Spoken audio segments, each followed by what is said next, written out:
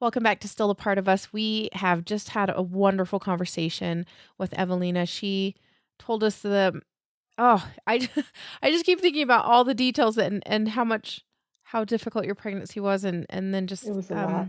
yes, it was so much and of her daughter being pregnant with her daughter Alia, and so grateful that you're here to tell us this story and to talk about Thank your you. daughter and to be such a uplifting person in this community because I know that a lot of people are so grateful for your sharing, you're being out there, you're being taught and talking about what this process has been like. So thank you, Evelina, again for coming and Of chatting with us course. today. A huge pleasure. The pleasure's mine. Okay, so for those, I would encourage you to go listen to Alia's story. It's beautiful, heartbreaking, and just so many things that were involved in that. And but for everybody, just to give everybody a point of reference, what happened to Alia, and about how long ago was she born at the time of our recording today? Mhm. So Alia Celeste was stillborn at 28 weeks and 6 days due to a CPAM, congenital pulmonary airway malformation. And it will be a year in 2 days from now. So Yeah. just a little under a year that Yeah. she was born. Yeah, and I just looking back on, my grief journey as well, I remember that first year being so hard. I Absolutely. Oh, yes. I would love to hear what your experience has been in that first year. I know that those first few months are just Mm, so they were a blur and so heavy and so so dark at times. So yeah. I tell me what it was like for you and anything that gave you any sort of glimmer of hope or anything that helped you through that time at the beginning? Definitely, yes. So I want to start off by making the comparison to, how when a parent or a family has a baby for the first time or a newborn, they say, oh, that first year is so rough. It applies to stillborn parents as well, but like in Yeah, another way, yeah, because you're learning how to grieve your child, you're learning how to parent an angel baby, just something that does not come naturally at all. And right. so that's kind of where like that's the conclusion that I've come at towards the year mark. But in those first few months, it definitely was a blur. Like you said, I was just trying to survive every hour of every day, Yep. little by little. I remember something distinct was I just couldn't live in that same house anymore. Mm. As the months went by, I just found myself hating that house where we came home to without her. Oh, yeah. We had a lot of good memories with my first daughter there, but I just feel like those memories of her absence were just too profound for me to even get over. So I started mentioning to my husband that I would love to move because I think that would help my depression and my grief. And so around this time, I was still doing therapy. I mentioned in the episode that Mhm. I started therapy when I was pregnant with Alia because of all the complications that we were having. So I continued that really intensely, working with such an amazing therapist. Mm. And she was just allowing me the space to express my emotions, express everything that I needed to get out. I turned to social media during the pregnancy as well, but especially after documenting my grief journey on TikTok. And there was a big community of Mm. women, mothers, lost moms as well that just encouraged me every day in the comments saying that they too have been through something similar, that Yeah. even though right now I don't want to hear it, it's all going to be okay. I'm going to survive. Somehow this grief is going to get lighter and lighter. I didn't believe it at the time, Yep. but you don't want to hear stuff like that, Mm-mm. because you just don't believe it. But that was a huge encouragement for me. I would read the comments and be like, "Oh, I hope it's true." I hope it's true. That did give me hope for a future that I would not cry in a day. Yeah. But a lot of tears, a lot of emotions. Something that I wanted to touch on is how my husband and I were grieving very differently. And Mm. so that Yeah. was a whole other strain. It did put a strain in our marriage. I'm just going to put it out there and Mhm. be honest, because for me it was crying, it was the emotional, just I just wanted to talk about her every day. I just wanted to express my feelings about this and that. And grieving for him looked very different. He went back to work rather soon, and he was, going through his day-to-day routine as if to me nothing had happened, but Right. he was grieving in his own way.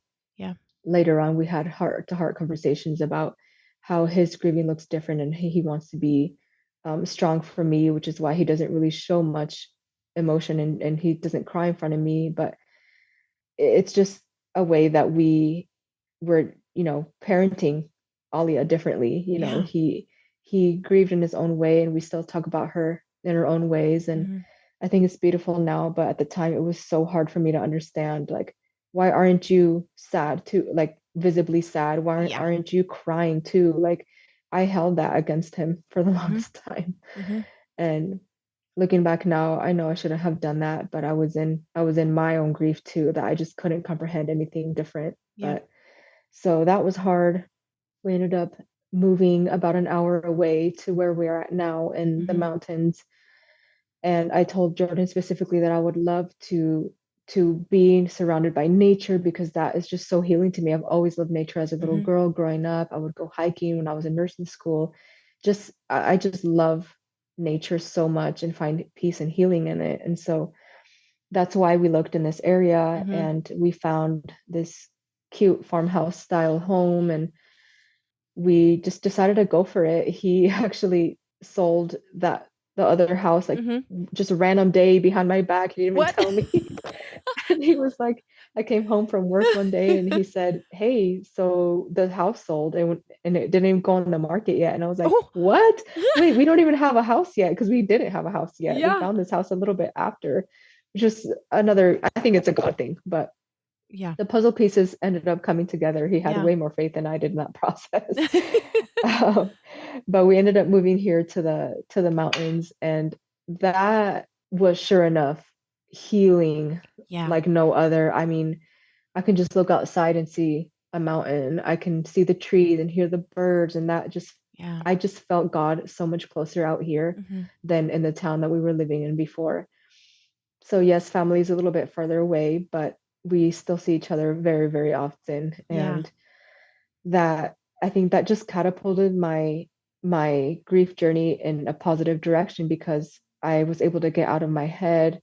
I was able to just stand outside and feel free, and just move on a Yeah. little bit better. So, Yeah. I mhm, one thing that I found was that has actually been a pretty common thing that's happened in some of our interviews is that people, if they have this trauma, mhm, this very big trauma where they've lost somebody so dear to them, mhm, if they some people will take a trip, some people will go stay at somebody's house for like a mhm. month or something.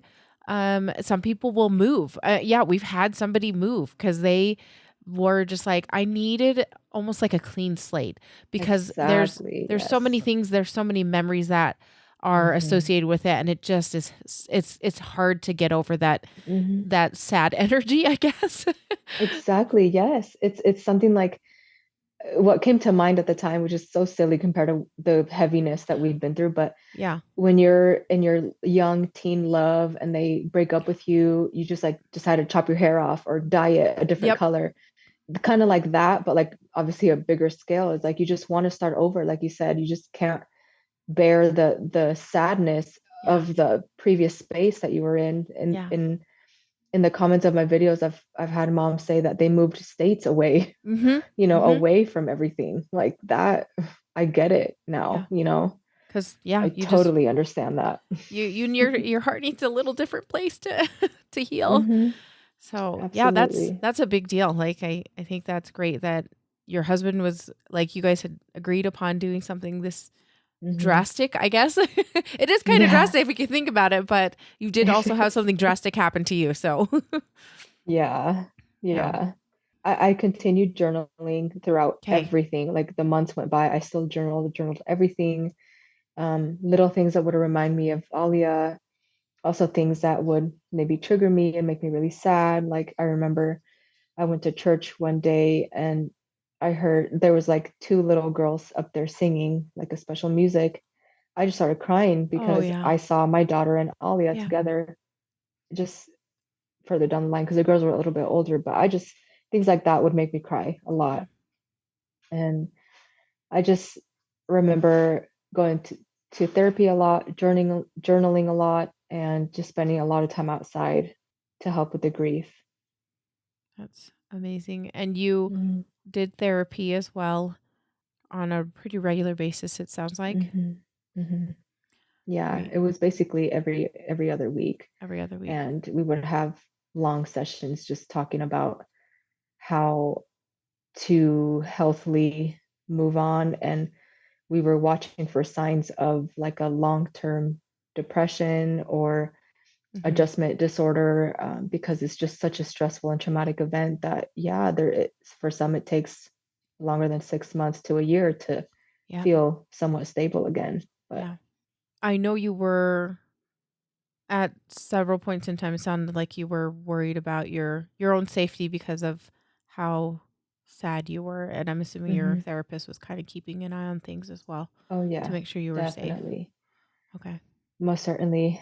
We were actually talking about getting me on some medication for depression, but Mhm. my therapist was still cautious for me starting that because it hadn't been 6 months yet. I think in their clinical judgment, the 6 month mark was a big milestone that if I still couldn't function in Oh, society, gotcha. like go back to work after 6 months, for example, then they would diagnose me with clinical depression at that time.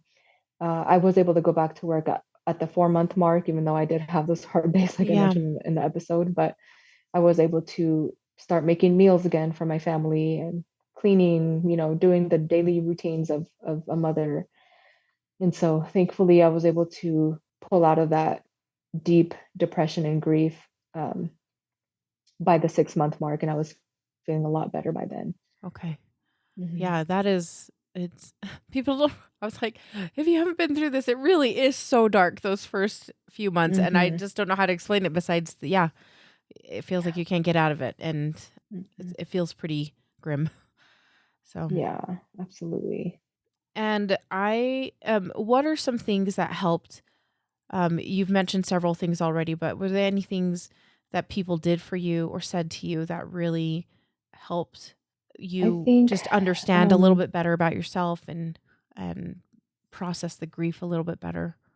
yeah, so we found a really nice church community here in Mhm. the town that we live in now. And so honestly, my faith has been vital to Yeah. my grieving journey. I mean, the things that I understand about death and the way that I understand it now is just so it's more complex and more in depth. And to me, Mhm. it makes me feel peace.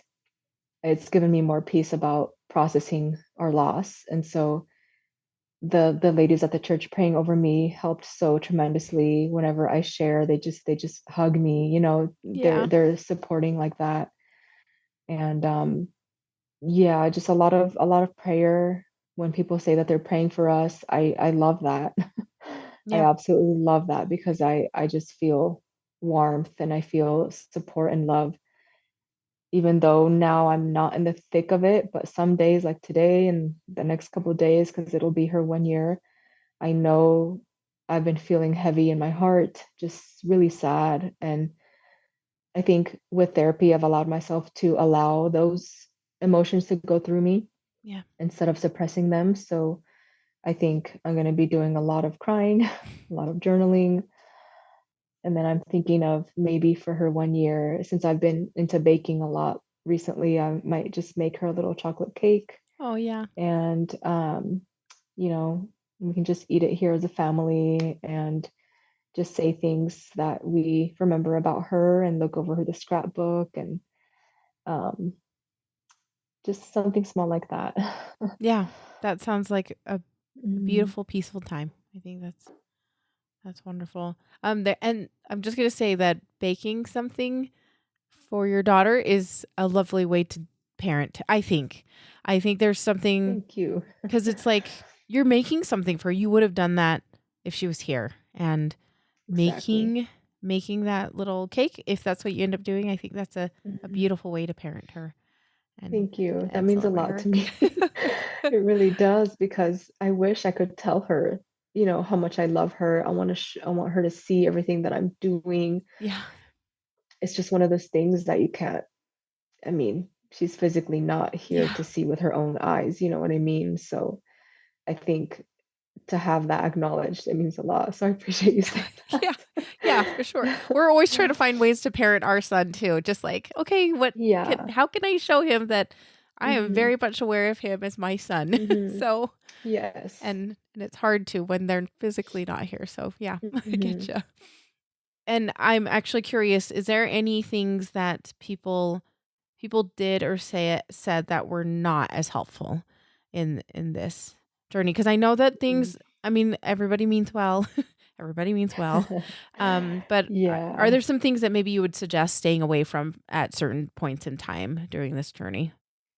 Yes. So I remember when I was working as a nurse at this time, maybe like 7 months into this grief, and I remember talking about loss with my patient and their family member. It just Yeah. came up a conversation, and the family member told me, "Oh, well, at least she passed at birth because if you had more time with her and she was like maybe a year old, the pain would have been worse." And that was I was like, "Oh," so it felt dismissive of my pain, you Yeah. know? Yeah. Like, I understand where she was coming from too, but I was in a lot of pain. I mean, I Yeah. wouldn't say that to to a lost mom, Yeah. that if their child had lived and made memories with the family Yeah. and then passed, that would have been more painful than a stillbirth. I that was don't say that. Yeah. Don't say that. Yeah. It just No. doesn't. I don't know. Okay, so this is one thing that has really helped me. I mean, or just realizing why it is so painful is that like once you find out you're pregnant, your whole world changes, right? Because you have Mm. all these Mhm. plans and you picture Mhm. like you said, you picture your daughter with her and Mhm. you imagine traveling together and you imagine them going to school and everything. And now it's like gone just like that. And I don't think people realize That's like right. the future is just gone all of a sudden Mhm. and it memories are not. I mean, there's kind of Mhm. memories because 'cause you've already created that what that future plan was gonna look like, and now it's gone, and it's, um, Perfectly said. dramatic, That's dramatic. exactly right. Yeah. So, yes, I Exactly agree right. that don't say that to what that person said. Don't say that. That's not Yeah. that's not great. Mm-mm. Um, Emelina, I am wondering, is there you have lent such wisdom and openness in your social media posts and everything, and I'm wondering if there are things that have like been rung true to people as you've shared your journey. Is there any certain things or advice that you feel like would be that have helped people that you'd like to share with our audience today? Yes, I think going back to what I said earlier about just letting yourself grieve in whatever way that may be for you. I don't want you to think that if you're a lost mom out there, like that you have to grieve a certain way Hmm. for a certain time and doing certain things that other people are doing, but just know that the way that you parent this child is your way. It's your baby. So I would recommend that you do whatever you need to do to feel like you're grieving them respectfully and all that. And so take your time with it. Don't rush anything. Don't suppress anything either Yeah. because you need to feel these emotions as hard as they are. I personally believe in God a lot. And so if you do too, prayer is so important and a relationship with Jesus Yeah. is huge. And I think having family around, if they are healthy to be around, I Hmm. highly suggest that you take advantage if you have other littles, so that you give yourself time to grieve, kind of take that parenting aspect out of the picture because that it's hard That to is grieve and hard. parent someone Yeah. else at the same time. Yeah. So I recommend that you use the resources around you, the community that you have, your family and your friends. Yeah. Mhm. That's huge. I think we don't give ourselves permission to do that sometimes Right. because people are clamoring to help. That's Mhm. that's one thing I keep thinking, like, there were so many people who were like, "What can I do to help?" And the people that just said, "Hey, can I take your daughter just for the Yeah. afternoon so you Mhm. can just be home, by yourself if you need to?" That was a Yeah. huge help. So that Yeah. might be a suggestion. Just see if there's anybody if you can take a Oh, child off their yes. hands. Yes, absolutely. Don't be afraid to ask for help either and accept Yeah. it too. Like, Yeah. right now is not the time to be prideful. Nope, nope. Yep, you have every right to be sad and broken Mhm. and be able to feel that. I wanna point out one thing you said earlier, and I know that this gets said a lot of just like you said you need to feel those things. It needs to ride Mhm. through your body. It needs to go through your Mhm. body, and you can't suppress it because it really just does it kind of overflows in places that you don't want it to when Exactly. if you Ooh, keep yes. suppressing it. Yeah, Yes. that happens so many Mhm. times to me. I'm like, "Oh, okay, I gotta do a little bit more crying, a little Mhm. bit more being sad or Mhm. guilty or shameful and all of those Yeah. things that go through." Something that I'm dealing with now almost a year later is kind of feeling like maybe I shouldn't be talking about her as much anymore because it's already Oh, been a year. But that's another thought that I know I need to get rid of because yeah. no, I'm gonna be talking about her for the rest Mhm. of my life. Yep, yep. You know what I mean? Like, Just just like because it's been a year, I'm not gonna talk about her any less. So yeah. I'm sorry, people out there that follow me on social media. I'm gonna keep talking about her and Yeah. sharing her story. Yeah, why wouldn't you? She's your daughter. I mean, I just think Yeah. that's so funny how people are just like, "Aren't you done yet?" Like, Mhm. No, no, like, part of the Yeah. family, remember? That's just what's gonna Mhm. happen, so, Mhm. yeah. It's interesting that you're like, "Oh, yeah, I had this thought," and kind of felt like, oh, a little bit of shame associated with it, but then you're like, "Nope, just Yeah. kidding." Yeah. Yeah, sometimes you Mm-mm. have to talk back to your thoughts and like, "Nope, that's not my reality," so Right. Mhm. I know that we chatted about this, and I'm kind of looking forward to this. And I had sent some ideas for this discussion that we were going to have to Evelina, and she said that she did something and wanted to share with this audience. And I'll let you you tell me what Yes. inspired you to do I'm this because so excited for this. yeah, I'm looking forward to what you have to say.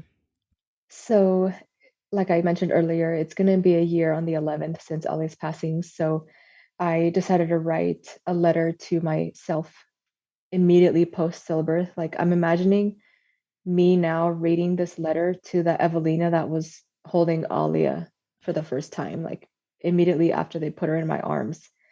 Pause there and then having me right now read this letter to her. So that's kind of where this came about. And thank you for the prompts because I think that's just so beautiful. So I'm gonna read it, and this reflects my journey. I know that your journey is going to look very different, or anyone else's journey is very different, but here we go. Dear Evelina, as I lean in for a tight embrace, I wanted to tell you that I'm so sorry. And also, congratulations. Alia is so beautiful. You're in shock right now, in physical and emotional agony, and most certainly disassociated. What you just experienced is the most unnatural experience a mother could go through. Don't wish yourself into trying to make sense of this all. Just let yourself feel this moment. Look at her face. She looks just like you. I know you so badly want to hear her cry and feel her move under the baby blanket. The journey of grief and loss that you'll be thrown into when you leave the hospital will feel incredibly heavy, suffocating, depressing. The cries your body will let out without warning will be otherworldly and scary, but incredibly necessary. I encourage you to find a therapist that specializes in grief, and while you're at it, a marriage counselor as well. Your husband will grieve differently than you, and I urge you to try to be understanding of that and not hold resentment against his lack of tears. A stillbirth is a death, but still a birth, as odd as that is. So you'll experience your milk coming in, you'll experience the hormones, the body changes, the hair loss. Every day will feel unbearable as you stuff cold cabbage leaves in your bra. and when you brush your hair to find it thinning out even more. Don't lose hope. God was and is always there. I know you roll your eyes when you hear that, but trust me, God is faithful. You're going to bury Alia in about a month's time, picking out a casket and designing her headstone. That felt like a fever dream or a nightmare, really. No amount of money could buy a casket and headstone worthy of Alia's beauty and immense impact. So you settle for a pink and white one with a cute pink ribbon lining the bottom edge, 28 inches long. Your knees will buckle and you'll be wailing as your family hugs you and says their condolences. Somehow you survived the funeral ceremony and watched them lower your baby girl into the ground. I'm hugging you so tightly, Evelina. Having an almost 2 year old girl at home is healing in a way, but also nearly impossible to parent, and that's okay. You have an amazing family that will offer to watch her when you can't get out of bed. Hold on to your faith, Evelina. You soon realize that Alia didn't die in vain, that your story will touch hundreds of thousands of people, some of them having gone through the same horror as you. They'll watch you get up and learn how to cope with the grief, a daily battle to be won. You'll move to the mountains and find a lovely church community that will pray over you and your family. And you don't see it right now or even feel it, but you're so strong, and your life is a testament to the goodness of God. Alia's story will become a huge testimony to those around you, and you will be forever changed as a woman, mom, daughter, child of God. And with that, I'll tell you congratulations again because you're pregnant again, this time with a baby boy. You'll meet him in a few months and you'll feel joy again, Evelina. I promise you that. The grief will always be in you in some way, but you'll smile again. You'll get your spark back. But right now, I want to tell you to just study her face and her little body. You'll want to relive those details time and time again. With lots of love, Evelina, a year from now. Oh, man. That was beautiful. Thank you. That was that was beautiful. I love how you congratulated yourself because I think you forget that you just had a baby. Mhm, exactly. It's a big deal. It's a big deal.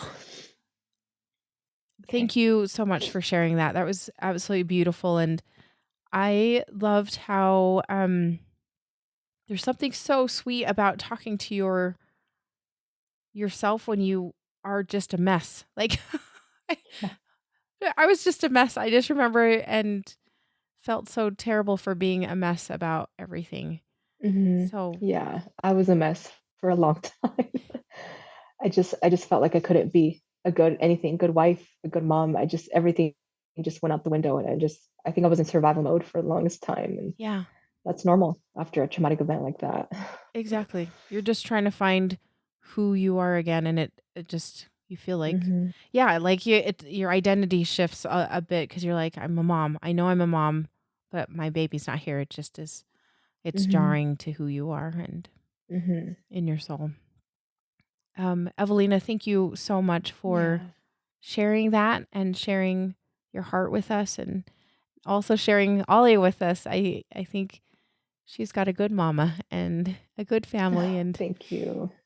um Thank you. It makes me super happy whenever I get to share her story. So I really appreciate the opportunity again. yeah, you're welcome for sure.